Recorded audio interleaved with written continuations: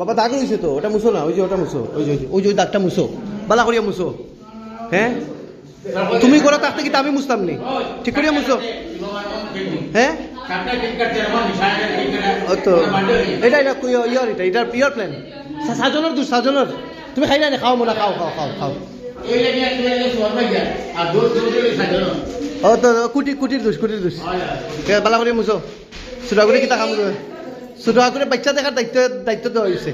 জল্লাদ এই যে দেখতে পারবা, ওটা দেখার দায়িত্ব দেওয়া হয়েছে। হ্যাঁ